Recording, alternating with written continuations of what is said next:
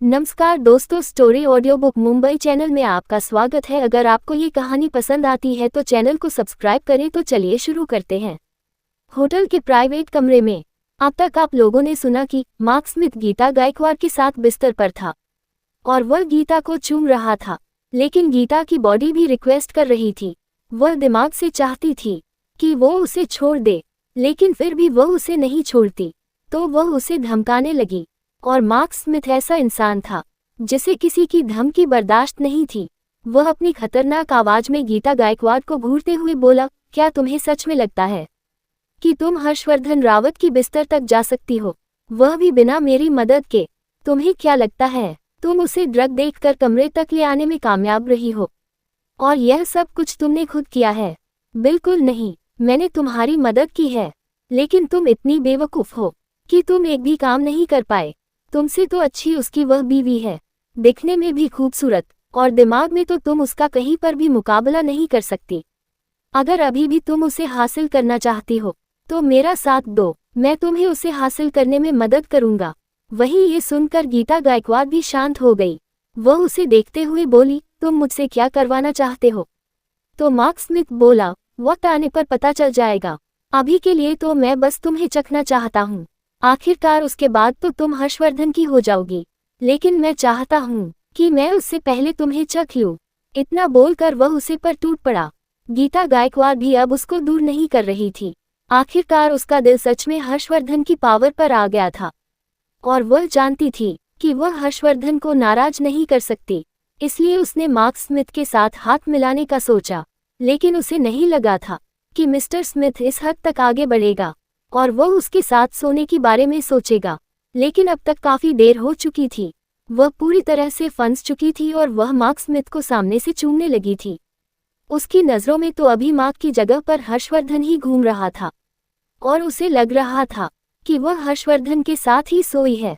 इसीलिए वह इस मोमेंट को एंजॉय कर रही थी। उसकी सबसे बड़ी वजह थी उस कमरे में आ रही अजीब सी खुशबू, जो गीता गायकवाड़ के दिमाग को पूरी तरह से धुंधला कर चुका था। वह पूरी तरह से एक्साइटेड हो चुकी थी। थोड़ी ही देर में उस कमरे में लंबी लंबी आहें भरने की आवाज आने लगी, और मार्क थोड़ी देर में ही गीता गायकवाड़ को अपने अंदर समा लेता है। वही गीता का ये पहली बार था। वो दर्द की वजह से उसे दूर जाना चाहती थी, लेकिन मार्क स्मिथ इसमें बहुत ज्यादा एक्सपीरियंस था। वह कई सारी ऐसी लड़कियों के साथ भी मजे कर चुका था जिनका फर्स्ट पहली बार टाइम था, और उसे पता था कि इस लड़कियों को कैसे हैंडल करना है और कैसे उन्हें प्लेजर दिलवाना है। मार्क स्मिथ अपने काम में बहुत एक्सपर्ट है।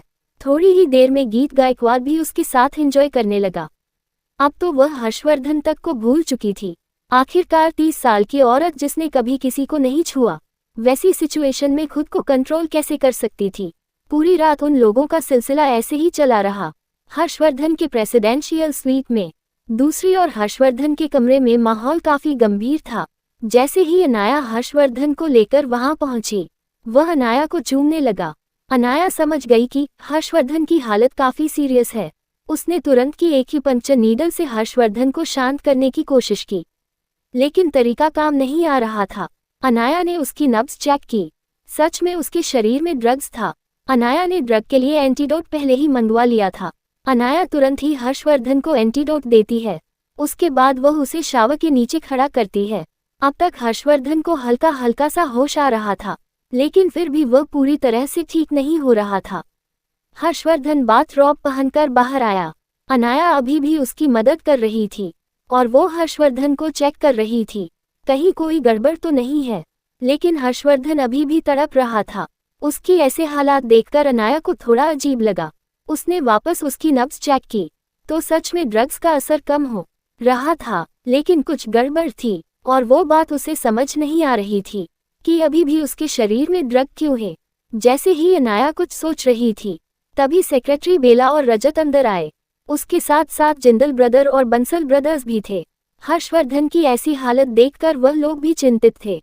हर्षद जिंदल चिंतित आवाज में बोला, प्रिंसेस हर्षवर्धन कैसा है? वह ठीक तो है? क्या हमें उसे अस्पताल ले जाने की जरूरत है? अनाया जो अपने ख्यालों में खोई हुई थी, वह खोए हुए ही बोली, पता नहीं, ये चीज अजीब है। मैंने पहले ही उसे ड्रग का एंटीडोट दे दिया है। मैंने चेक किया था, ड्रग्स का असर उसके शरीर से खत्म भी हो रहा है, लेकिन ये लक्षण कुछ अजीब है। अब तक हर्षवर्धन को आराम मिलना चाहिए, लेकिन वो और बेचैन हो रहा है। वो खुद को कंट्रोल कर रहा है। अब तक तो उसका शरीर भी काफी ठंडा हो जाना चाहिए, लेकिन उसका तापमान बढ़ रहा है। उसकी वजह समझ नहीं आ रही, क्योंकि उसके शरीर में कोई ड्रग नहीं है। पहले तो उसे ऐसा लगा कि ये सारी चीज उसके शरीर में जो अनाया का ब्लड था उसकी वजह से हो रहा है, लेकिन उसने अब तक इतना तो एक्सपेरिमेंट कर लिया था कि उसे यह पता चल जाना चाहिए था कि हर्षवर्धन के शरीर में ये बदलाव उसके खून की वजह से नहीं है। तभी सेक्रेटरी बेला कुछ सोचते हुए खड़ी थी।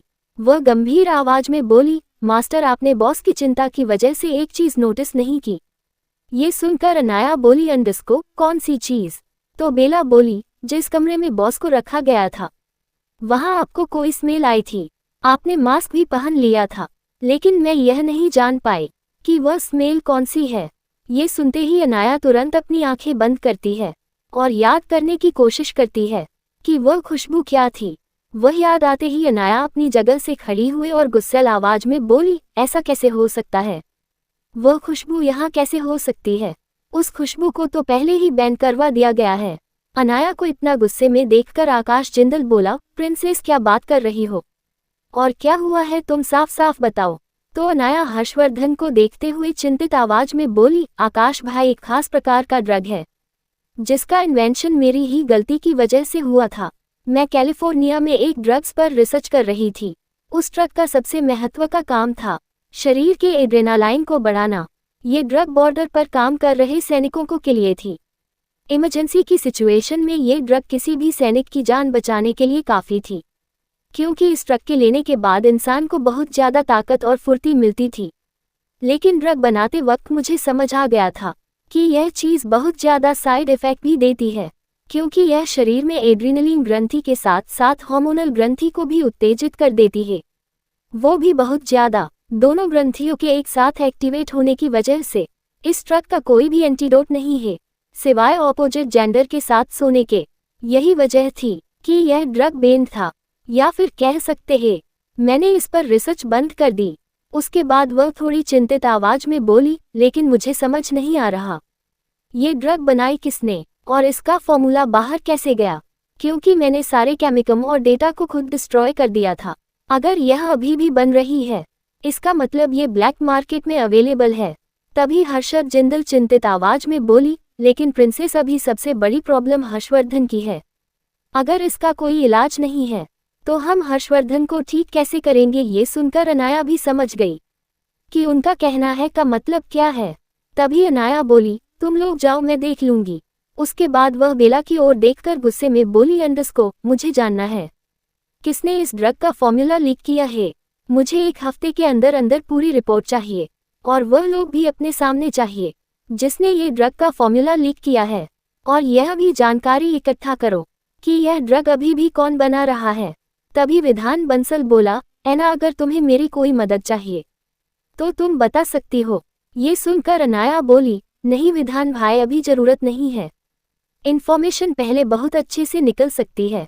तभी हर्षद जिंदल बोला, ठीक है, जो कुछ भी मदद चाहिए वह बता देना। हम इसी फ्लो पर दूसरे कमरे में रुके हुए हैं, हम तुम्हें यहाँ अकेले नहीं छोड़ेंगे।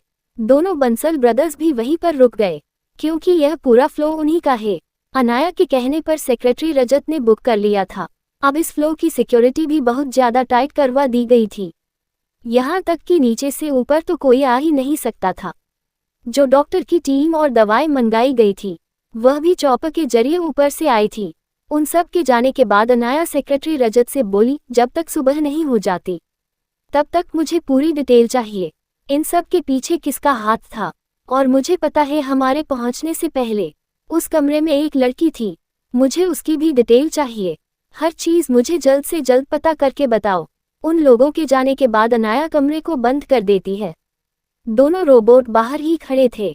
सेफ्टी की वजह से अनाया हर्षवर्धन को देखते हुए प्यार से बोली, हर्ष, क्या बहुत ज़्यादा दर्द हो रहा है?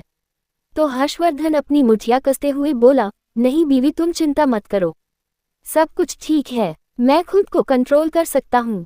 लेकिन बीवी, तुम्हें अभी यहाँ नहीं होना चाहिए। अगर मैं खुद पर से कंट्रोल खो दिया तो तुम्हारे लिए ठीक नहीं होगा। खास करके हमारे बच्चे के लिए।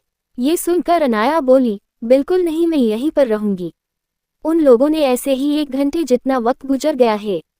हर्षवर्धन अभी भी तड़प रहा था। वह कभी भी खुद पर से कंट्रोल खो सकता था। यहाँ तक कि उसने 20 मिनट से ज्यादा ठंडे पानी में बाथ भी लिया, लेकिन कोई फर्क नहीं पड़ रहा था। आखिर में अनाया अपना गाउन उतारती है और हर्षवर्धन के नजदीक जाते हुए बोली, हर्ष, अब खुद को कंट्रोल मत करो। अगर बहुत ज्यादा कंट्रोल किया तो तुम्हारे शरीर को नुकसान भी पहुंच सकता है। ये सुनकर हर्षवर्धन उसे दूर करते हुए बोली, नहीं बच्चा, हम ऐसा नहीं कर सकते। तुम्हें चोट पहुंच सकती है। मैं अभी खुद पर कंट्रोल नहीं रख सकता। ये सुनकर अनाया उसके होठों को अपने होठों से बंद करते हुए बोली, लेकिन फिर भी तुम्हें अभी मेरी जरूरत है। इतना बोलकर वह उसे चूमने लगी। अब तक हर्षवर्धन जो उसे दूर कर रहा था, वह भी खुद पर कंट्रोल नहीं रख पाता और वह भी बेरहमी से अनाया को चूमने लगता है। इस वक्त हर्षवर्धन खुद पर से कंट्रोल खो रहा था, लेकिन अनाया उसे शांत करवा रही थी। थोड़ी ही देर में उन दोनों के ही कपड़े बैग से नीचे गिर चुके थे और वह लोग एक सफेद चादर के नीचे एक दूसरे को प्यार कर रहे थे। कमरे का माहौल काफी रूहानी हो चुका था। दोनों ही एक दूसरे को महसूस कर रहे थे। हर्षवर्धन काफी बेरहमी से अनाया को चूम रहा था। उसने अनाया की पूरी बॉडी पर लब बाइट छोड़ दिए थे। आखिर में जब वह कंट्रोल नहीं कर पाता तो वह अनाया को प्यार करने लगता है। अनाया अभी उसका पूरा साथ दे रही थी। प्रेगनेंसी की वजह से अनाया हल्की सी चिंतित भी थी, लेकिन वह जानती थी कि हर्षवर्धन जानबूझकर उसे नुकसान नहीं पहुंचा सकता। बात सिर्फ इतनी थी कि वह ड्रग्स के असर में था और इस ड्रग्स का कोई तोड़ नहीं था और वह हर्षवर्धन को कंट्रोल नहीं कर सकती थी। इसीलिए वह बस थोड़ी सी चिंतित थी, वरना वह भी इस पल को बहुत अच्छे से एंजॉय कर रही थी। तकरीबन 4 महीने के आसपास होने को आया था और वह दोनों एक दूसरे के करीब नहीं आए थे। पहले जब वह साथ होते थे तो ज्यादातर वक्त एक दूसरे के प्यार में बिताते थे। कहा जाता है कि रिश्ता जितना रूहानी होता है उतना ही जिस्मानी होता है। रूह और शरीर जब एक साथ मिलते हैं तो मोहम्मद मुकम्मल होती है और हर्षवर्धन और अनाया की जिंदगी में भी यही नियम लागू पड़ता था। वह दोनों ही रूह और शरीर से एक थे और आज उनका प्यार परवान चल रहा था। तकरीबन पूरी रात वह दोनों ऐसे ही अपने प्यार में डूबे रही। जहां उन दोनों का प्यार प्रकरण चल रहा था, वहीं बाहर का माहौल काफी बदल चुका था। जहां पर सेक्रेटरी रजत और बेला ने हर जगह तबाही मचाई हुई थी। जहां बेला उस ड्रग के सोर्स के बारे में पता करवा रही थी, वहीं रजत इस साजिश के पीछे के मास्टरमाइंड का पता करवा रहा था। दोनों ही अपनी अपनी खोज में डूबे हुए थे, जिस वजह से पूरी होटल में अराजकता फैल चुकी थी। पार्टी में भी कुछ ठीक नहीं था। मिस्टर मित्तल की बेटी ने जो तमाशा किया था और उनके दोस्तों के साथ जो तमाशा हुआ था, उसके बाद पार्टी अच्छे से नहीं चली और सभी मेहमान तीतर बितर हो गए। और पार्टी में अब अगर कोई सच में मौजूद था तो वो थे बिजनेसमैन जो अपनी अपनी रिखेलों के साथ आए थे। वो इस होटल में रुक गए मजे करने के लिए। कुछ ने ला तो बाहर से भी लड़कियां ऑर्डर की, जैसे वो कोई चीज ऑर्डर कर रही हो। वही लोग अच्छे से पार्टी एंजॉय कर रहे थे। बाकी सबका तो हाई सोसाइटी में तमाशा बन चुका था। क्या होगा हर्षवर्धन के साथ? क्या अनाया को कभी पूरी साजिश के बारे में पता चलेगा? अगर आपको अगला एपिसोड चाहिए तो लाइक करें, कमेंट करें और चैनल को सब्सक्राइब करें।